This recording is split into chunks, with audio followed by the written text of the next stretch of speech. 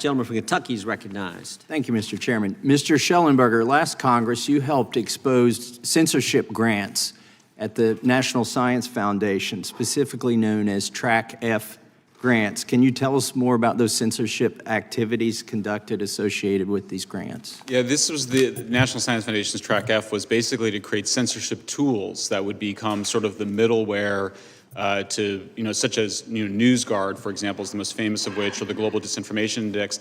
The idea is to essentially impose on people's systems, either directly through their computers or adopted by social media companies, a set of tools that would allow centralized authorities to decide what the truth was and filter it for people. It's a horrifying program. All of Track F, in my view, should be eliminated, and I think there should be an investigation to figure out what in the world were they thinking when they created a program to basically have the taxpayers subsidize the creation of elaborate censorship tools that included the use of AI in creating that censorship. So taxpayers are actually paying for the government to help private companies censor their free speech. Yeah, and then the idea was that they were just going to, give these tools to Facebook and X and others to use, or to give them to Microsoft and others to use. It's awful stuff. And by the way, it also came from Department of Defense. So much of those NSF grants are sort of recycling older DARPA DoD projects. When I coached T-ball, the kids shared helmets. And so occasionally there'd be an outbreak of lice, and we'd comfort the parents by saying it's not a sin to get lice, it's a sin to keep lice.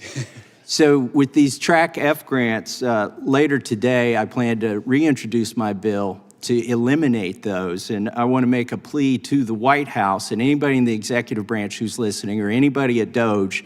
You need to go after these Track F grants and defund anything that says mis, dis, or malinformation. Those are all, in my opinion, Orwellian terms.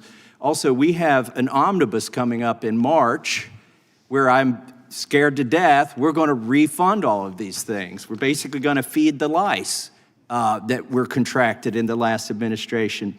But this isn't just limited to NSF grants. The Cybersecurity and Infrastructure Security Agency, CISA, within DHS is a flagrant violator of free speech. It had things like election integrity partnership. Mr. Taibbi, can you tell us anything about this? What's going on at DHS or CISA? Yeah, so CISA was as we found in the Twitter files, the Election Integrity Partnership was run by Stanford. They had 4 partners, including the Center for an Informed Public, University of Washington, Graphica, the Atlantic Council's Digital Forensic Research Labs, but they partnered with CISA and the Global Engagement Center at the State Department, and we found in the Twitter files, and also Chairman Jordan also found some emails basically saying that this EIP project was founded at the behest of DHS. This essentially EIP was a CISA-created project, or it was a CISA sort of sponsored project. And it was, it's essentially a content moderation removal operation that was sponsored by the American taxpayer. Another example of American taxpayers unwittingly,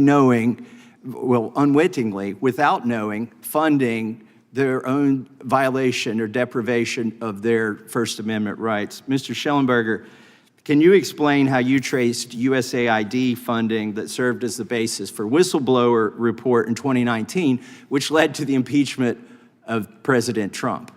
Sure. Well, you may remember that the so-called whistleblower who was in the White House was actually a CIA analyst, and in that whistleblower's complaint, which led to the impeachment, one of the central pieces of evidence was created by a USAID-funded and controlled organization called the OCCRP. And we have another piece out today about how it participated in the Russiagate hoax as well, creating essentially very important information leading to that. So, I mean, you have in USAID a much larger fund of money and a much broader strategy for information control that included censorship, but also, as I mentioned, taking control of investigative journalism really worldwide. I mean, its ambitions were amazing. So yeah, I mean, that's an agency, when we saw that get shut down by DOJ, I thought that was completely appropriate. If there's something in there that it was doing that's valuable, then you could refund it later. But my view, same thing with CISA, death penalty for organizations that participated in violations of the First Amendment like CISA.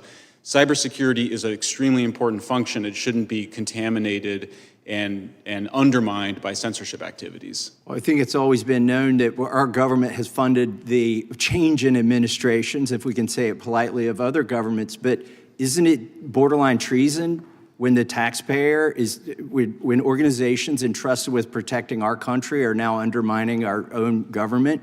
Absolutely. I mean, if you're trying to do regime change, illegal, if you're weaponizing DHS, FBI, CISA, that's treasonous regime change activities redirected, that you developed abroad, that we developed abroad for regime change, directed against the American people and our representatives. I mean, it's shocking, and we still haven't dealt with it as a country. Mr. Chairman, I see my time has expired. I'd like to introduce into the record, or ask unanimous consent to introduce into the record, an article in Newsmax, Schellenberger, USAID paid for Trump impeachment effort, dated February 6, 2025. Without objection.